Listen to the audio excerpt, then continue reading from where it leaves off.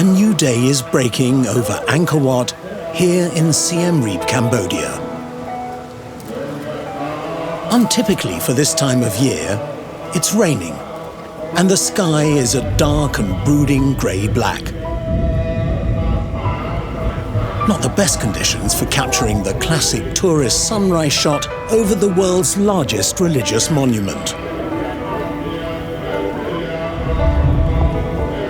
Not surprisingly, the weather hasn't stopped the usual unending flow of tourists from coming to visit.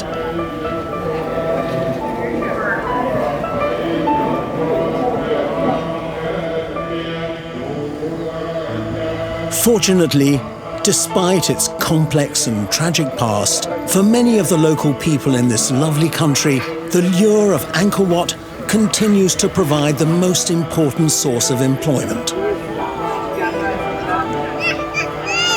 So long as you can speak English, to a greater or lesser degree.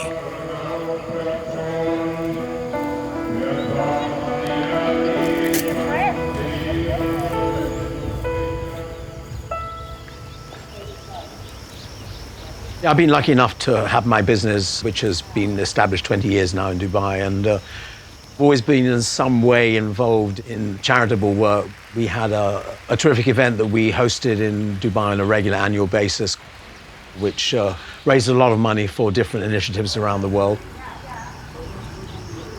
We're going to focus now on making films for unsung heroes, working not just in education, in many different fields, but this first film is about a guy called Bob Landon, man in his middle 80s, working here in Siem Reap, Cambodia, trying with very limited resources to do whatever he can to help the kids of Cambodia. No sooner are our feet safely on the ground than we hop onto a tuk-tuk for a hairy ride to the remote village of Donam on the outskirts of Siem Reap, a school run by a very inspiring Cambodian teacher. I study English with my friend. My friend teach me English to me.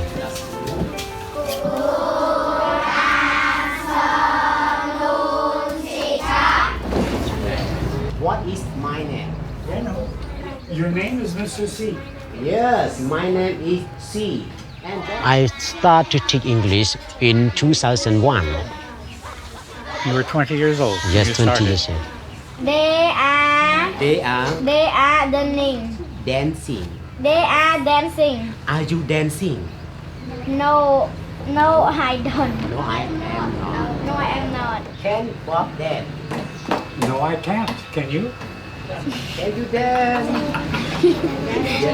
Yeah, I can. Yes, I can. When I stand teaching, I have difficulty for teaching children because I cannot walk. Despite being a victim of polio, Mr. C continues to develop his skill and love of teaching through Bob's constant encouragement. Who can show me where California is on the map?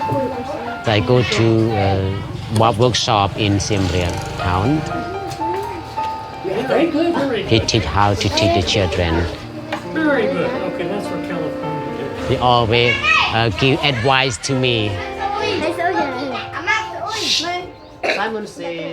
In the class, sometimes they don't listen to me and sometimes they listen to me.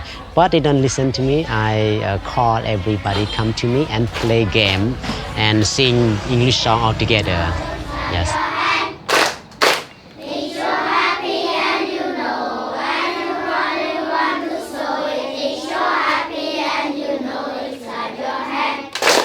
And I know my English is not very good, but I try to teach the small children. Do you like swimming? Yes, I do. Yes, I do. Can you swim? Who can swim? Raise your hand. And when they grow up, they can looking for a good job and they get salaries to feed their children.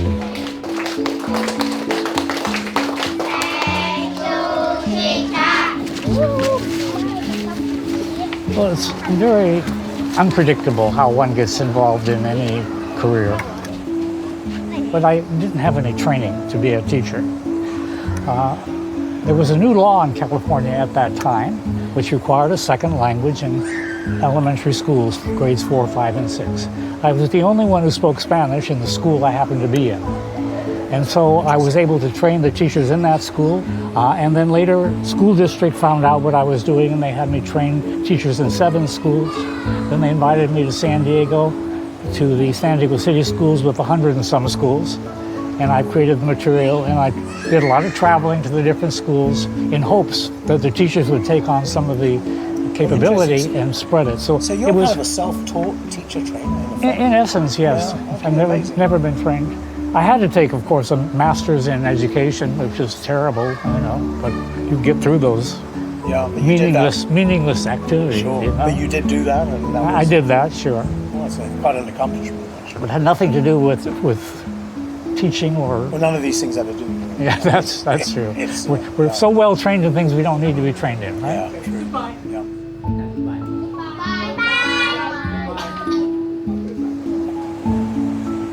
In '93, I decided to go to Europe and do a completely new thing. I like challenges. So I went into a hotel that was the Hilton in Castle Hill in Budapest and told them I was a teacher trainer, which was a lie. That I've done a lot of work in hospitality, which was a lie. But that I would be glad to demonstrate what I can do with the different groups, the front office group, the housekeeping group, you know, the waiters in the restaurants and all that. That was a great experience for me. Tremendous experience. You know, after you do something successfully, do something that you're not going to be good in and see if you can make it good. So then I decided, okay, I'm going to do something totally different and go to Thailand. I had one friend in Thailand that I went to the university with. So that was a little bit of a comfort zone for me. So in the process of 8 years in Thailand, I came to Cambodia on weekends, not every weekend, but at least two a month, because I had a goal to eventually end up in Cambodia, where I now basically am a full-time unpaid volunteer. That's my specialty now. It's fascinating to see and meet the many different teachers that Bob trains. From people in the remote rural areas to Buddhist monks in the center of Siem Reap, where we find ourselves now. A long time ago, we don't have the school outside actually, so they have to come to the temple. We have many temples in Cambodia because we are Buddhism. And then at that time, the monk role very important in education. Our pagoda here, we call it Patamnak Temple. We have a group of monks that have ability to teach, especially English. Have one school that is the foreign language school because English is very important actually for our developing country.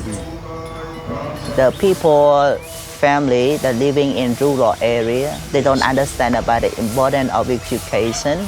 They just care about how to live in one day only. Bob is very helpful for our foreign language school. His mission, he just focuses about the teacher. That is very important, right?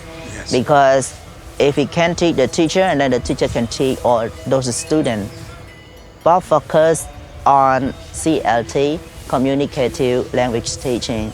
That is very quite interesting. Like he focused about how the student interact, it means communicate with teacher and student. Thank you to Mr. Bob that gave us a chance of workshop education related to teaching. And I would like to say to the world that our country is need more education because our resource is still limited. We want to see our generation can communicate, not just only living in our country, but we want to send all of us, our generation, to the other country to have the cooperation in the world and to bring peace and happiness together. It's a lovely sentiment, of course, but as history has shown, Cambodia has not always been so blessed with peace and happiness.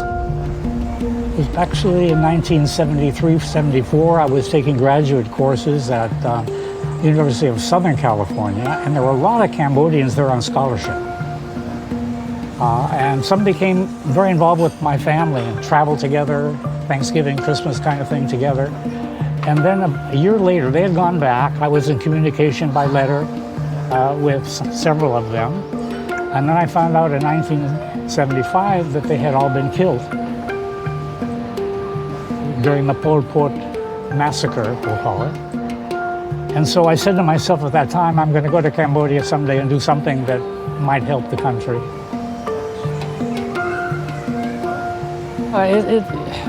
It's like a brother or sister in many cases, you know.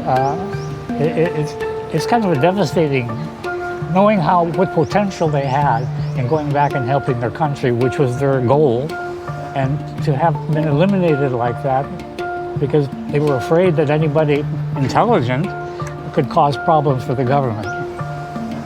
So they kept the farming only because they needed the farmers, and everyone else with any capability was eliminated. So that was not a good time. The first thing I did on those weekend trips before I moved here was to try to find the wife and daughter of one of the families that I had information on. I went to the Genocide Museum in Phnom Penh thinking they might have some kind of records, and that didn't work. And then I did it again because I don't like to take no, but that didn't work. So I looked at the photos in there, you know, will I find any of my friends, students? It was such a huge 1.5 million or so eliminated. I guess they couldn't keep records, they didn't care. Why keep records, right? Sure. Okay.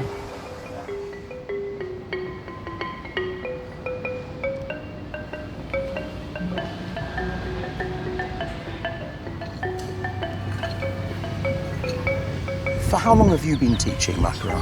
11 years. 11 years? Yeah, Wow. 11 years. And so how did you learn to speak English?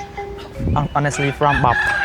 From Bob? Yes, and when Bob came to visit me in 2011, I just say hello, hi, how are you? That's all. Really? Yes, Now this is your aunt's house. my aunt's house. Oh, incredible. Here's the board. Yeah, we have 2 boards, 2 whiteboards. Lovely, and the chickens here as well. And cow at night over there. Oh, we have a cow at night. Okay.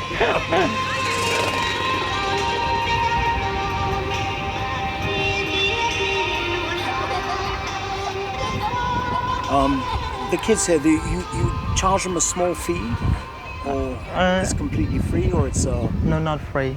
I charge one student is $3 a month. $3 a month. Yeah. Okay. How many students do you have here approximately?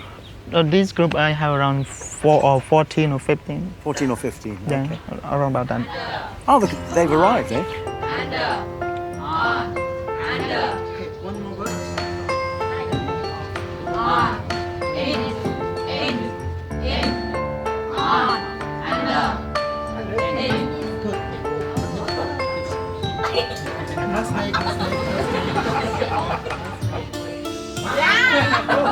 It's in the pocket. It's in the pocket. It's in the pocket. You're enjoying teaching English, yeah? Yes. Yeah. You speak very well, you know. Thank you, thank you. Because of Bob, because of Bob. Because of Bob, yeah. Makara works part-time in the local government school and talks about the difficulties he faces on an everyday basis. They don't go to the kindergarten, they go to grade 1 first. So then, 40 or 50 students in the class, they cannot reply. Even they grade 6, grade 7, because 40 or 50 in a class, and they don't go to the kindergarten class. So one teacher cannot control. So that's a problem then. Too many pupils, too many children Yeah. in a class. Yeah. Yeah. Okay, this is the ball. This is spoon. Yeah. What's your dream? My dream is I want to have one more student to come to study with me. But I work 4 hours for the government and 3 English classes. 7 hours a day. It's a lot already. Yeah, already. That's draining, very tiring. Yeah. Yeah. And sometimes it's very headache and stressful, being with the kid all the time.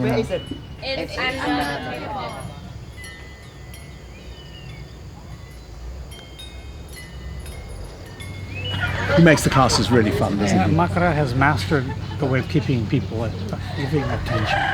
Whenever an activity is showing an action, movement, they're going to remember it a lot better than if we just talk about it. Oh, interesting. Even putting your hand on the spoon, hand on the knife, even that is reinforcing the learning. And the kids love it. You can see that. They're just having so much fun. Absolutely. And if things get a little bit quiet, he'll introduce a new game. Yeah. Okay. If we were showing this film to people who might want to volunteer, what would you say to them? I say, please come. And we really need volunteers so that students maybe they pay attention, you know. Yeah. Because when they talk with the foreigner, they know, oh, I can speak English. I can speak English. Yeah, yeah, no, absolutely. Yeah. So please come would be your message. Yeah, please come. And you're welcome. You're welcome. Yeah. Hello, my name is Savannah. I am a founder of Angkor Wat Academy. I provide free education, food program, and pure drinking water to the people in this area. Savannah's energy and passion is infectious. It's hard to keep up with him as he takes me on the grand tour of his Angkor Legacy Academy, which is built at the side of his home. So you pay for the food as well? Yeah, I pay for the food, so I cannot cook for them, all of them here 200, but I give them some rice, like 5 kg per month to cook themselves at home with the family, whatever. But keep coming to school to get better future. If you don't have notebook or pencil or pen to go to the government school too, come to tell me. Yeah. I do my best to help you. So how do you survive? You know, I have some money in my bank account, and Cambodian people don't really eat, you know, like spend much money on the food. And at weekend, I work as a motor taxi driver as well to make some, you know, we just save very much. This is the raw rice. The rice that not yet open the skin. In a year, I bought 1.5 tons of rice for my family, and we just save some cost to buy some fish or something to make some food for living and continue this work. Cambodian people eat a lot of rice. That's a lot of rice, yeah. Breakfast, cook rice. Lunch, rice. Dinner, rice. Every meal, rice. Luckily, in 1996, I met UN people. I can recognize them as African because they are big muscle, big body, very curly hair and very white teeth. So I think they're African. And I learned English from them. The reason I get some food from them when I understand English. I practice speaking, teaching there from that time. Okay. And my friend working as a tour guide in Thailand, in China, in Vietnam, in Cambodia too. Okay. But they call me crazy friend. They say like, you are stupid, you know, you can work as a tour guide, you can make a lot of money. I say like, I can make a lot of money for myself, but the rest, the kid, nobody can help. If I do like you, the rest in the community, in the villages, nobody can help. So I born with nothing, and I die with nothing, so I do something for the people. Okay, if you choose that way, it's up to you, but I choose this way. Crazy friend, you crazy. So I stay this. You're a special guy. Amazing. I enjoy teaching. I enjoy with many people, and I see the result that I did just make me want to carry on. So during the daytime, they do something working under the house. Can be weaving, you know, making stuff under the house. And during the night time, they sleep upper. And next day in the morning, people get down from the house in the morning like, what footprint is it? I see like big elephant footprint and tiger. So that's why Cambodian people build a house like this. Interesting. All students that they come to study here, guarantee they're gonna get a job in a tourism area. What animal makes the sound meow? Meow. Who wants to come like cat?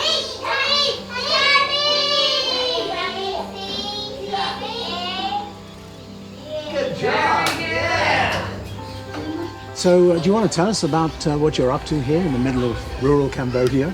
Well, we came across Savannah's school, the ALO program, doing some research on it and all that, like seeing the posters. Just seemed like a great experience, something different. Like I came from Canada, left everything behind there to see what the world is like, get some some perspective, and volunteering at a place like this, it's really rewarding. So fantastic. Yeah. What do you do back in Canada? Between cooking and retail, so this is out of my wheelhouse, but teaching is something that I've wanted to do for a while, and this opportunity came along, and I'm loving it so far. That's great. What is hungry? I just finished my military service a year ago, so I worked to save money for the trip, and I'm in the middle of my trip, and I just wanted to give some time to volunteer. I didn't know about the website, but I just asked my friends and a friend of a friend, and that's how I got here. Amazing. What is your name? I work in marketing at home in Stockholm, and I've just traveled a lot to the same places and not experienced doing volunteer traveling. So this time I was doing some research online and just want to contribute. Okay.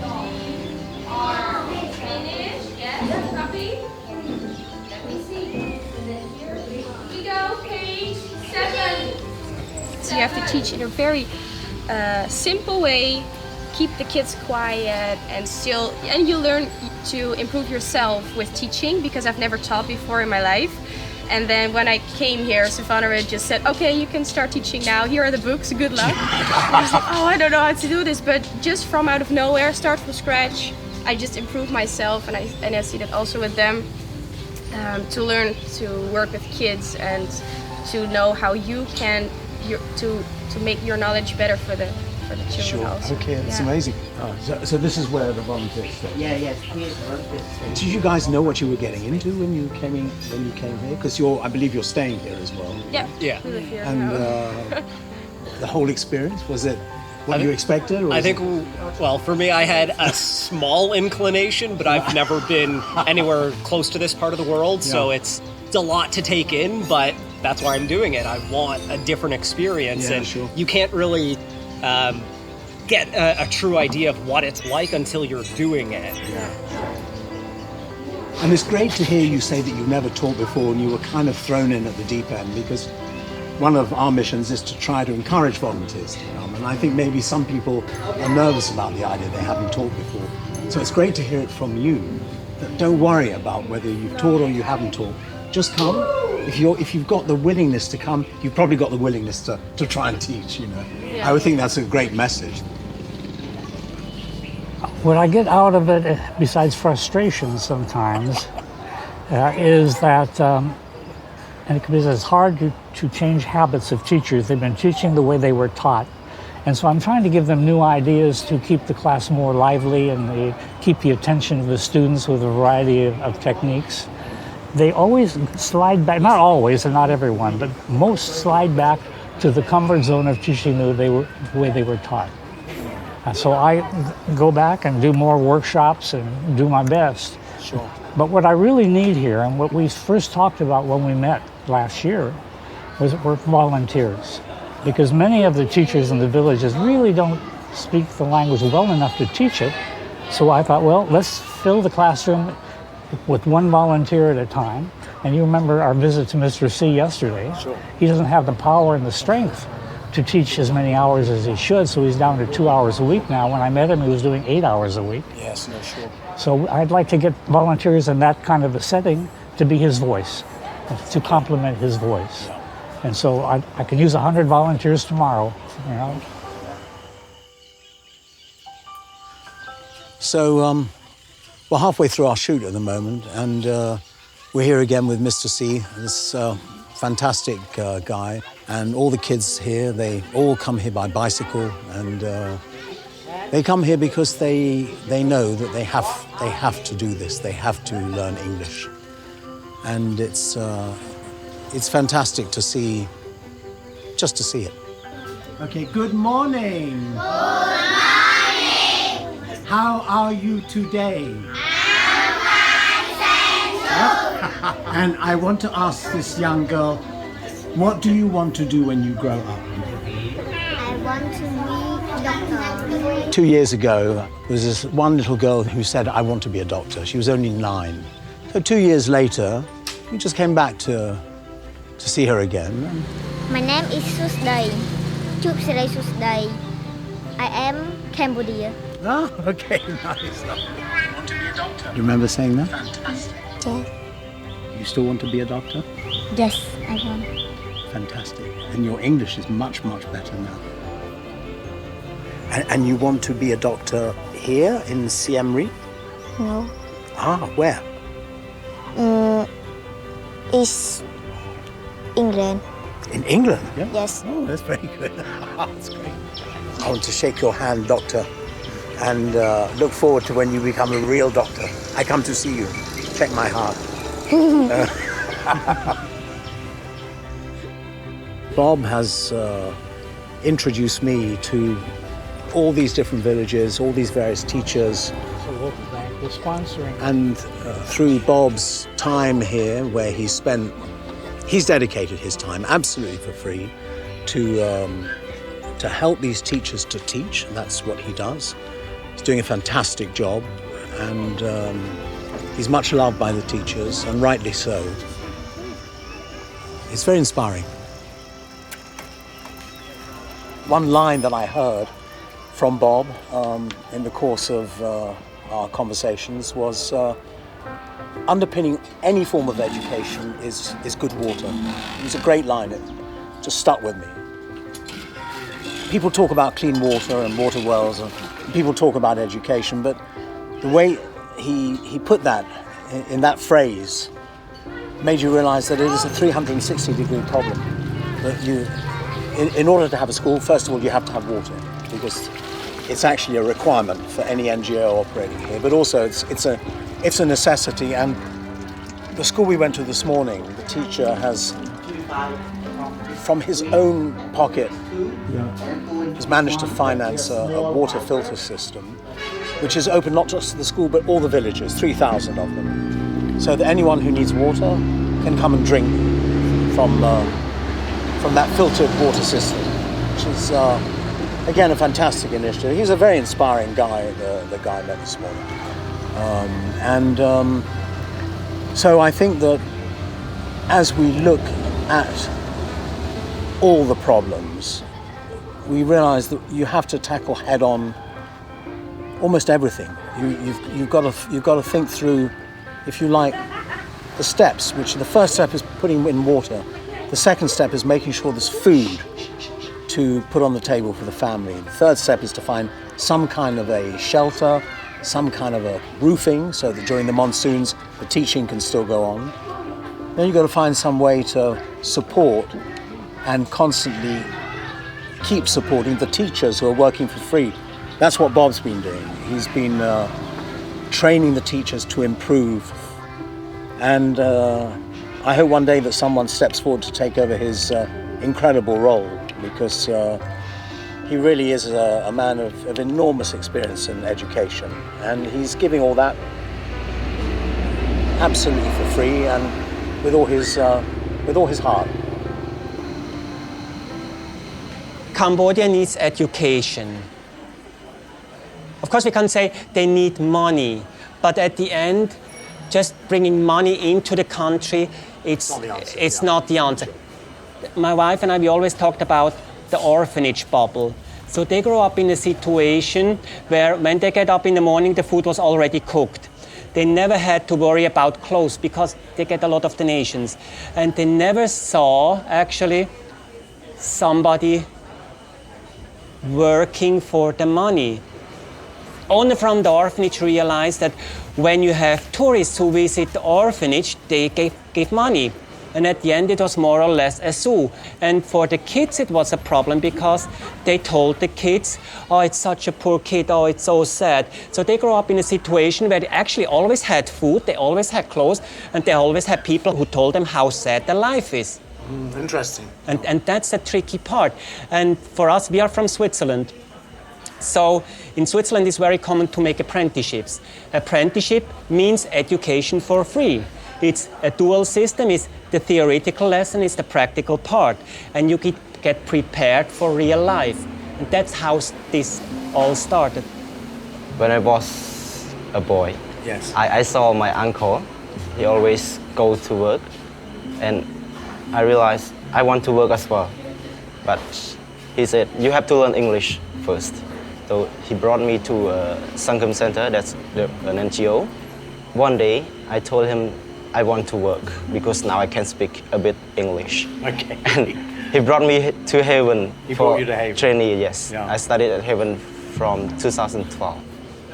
Our job ends when they have a contract, a working contract at a place after our training. So we have a network.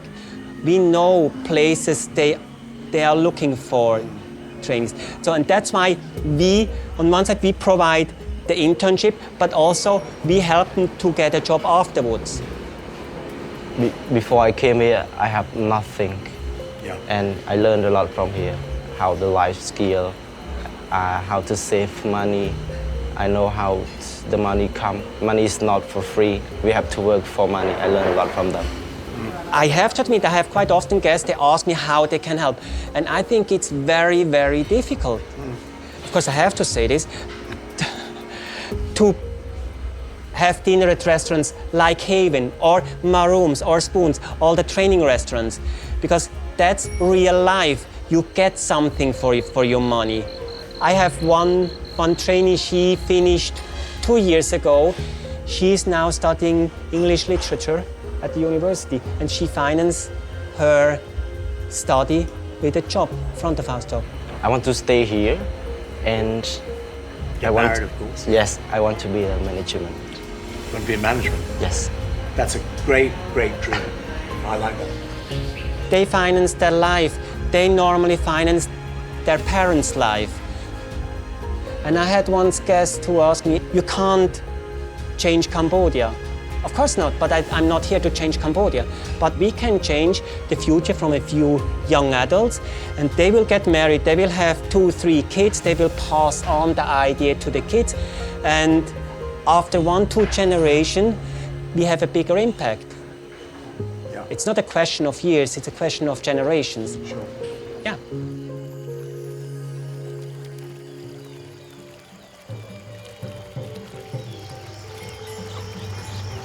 The most impressive thing to me was the school, Mr. Sok, and those 4 volunteers. Yes. Because that gives me hope that particularly with your support and the publicity, we're going to be able to find some very good people. And they don't all have to be, and no one has to be a teacher. They can be in science, they can be in any field. In art and music, we'd be delighted to get them to sing and teach rhymes and music in the classroom. So we will use their talents, whatever they are. But these 4 were born teachers, but they didn't know it. Yeah. And one plug, that the website you're working on for me is Amazing Volunteer Adventures. So that'll be a .com in a month or 2 or 3.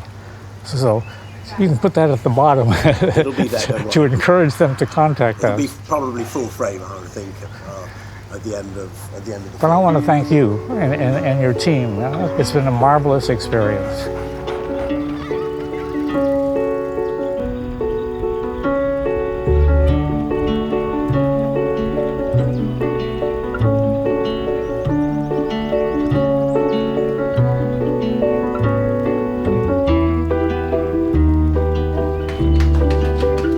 I think my family's irritated that I'm here, you know, and but I can be productive here, and I cannot be productive in California. There's no one who's going to give someone my age a job. The bottom line is I enjoy what I'm doing. You know, rather than being inactive, I like to be active. I like to be doing something all the time, and this is my field, so I like to be involved in teaching and teacher training. There's always the hope that you're going to make a little bit of a difference. So that keeps me going.